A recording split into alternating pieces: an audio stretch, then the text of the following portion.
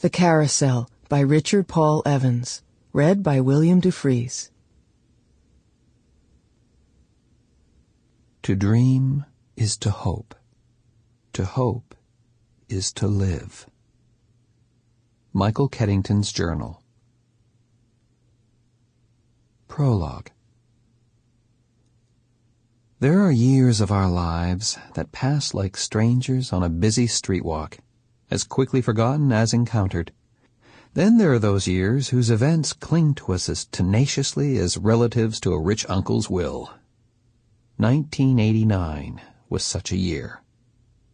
Globally, it was a remarkable year. The Berlin Wall fell. Solidarity swept to victory in Poland.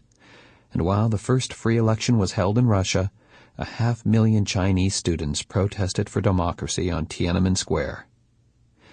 Still, it is my experience that the most profound events of our lives rarely end up on the 6 o'clock news. They are the journeys walked in solitude, to triumph or fail in the shadow of obscurity. I took the first step of many journeys that year, some that I walk to this day. It was when I learned that love cannot exist without forgiveness, and that faith is more enduring than understanding. And I learned more about loss than I ever cared to. Indelibly linked to that year was the dream I had before everything went crazy. The dream of a carousel.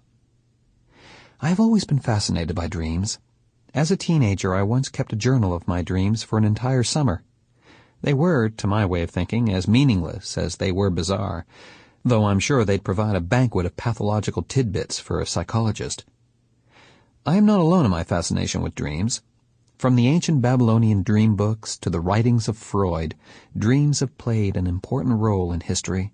Mohammedanism and Buddhism were born of dreams, and Christianity is not without their influence.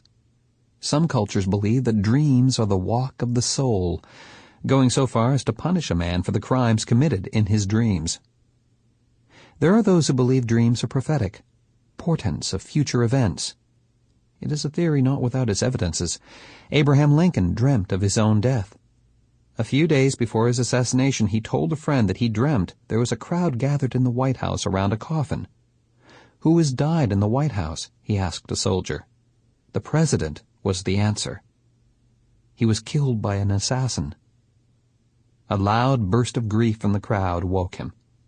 He did not sleep the rest of that night. 3 nights later, he slept forever. Sample complete. Ready to continue?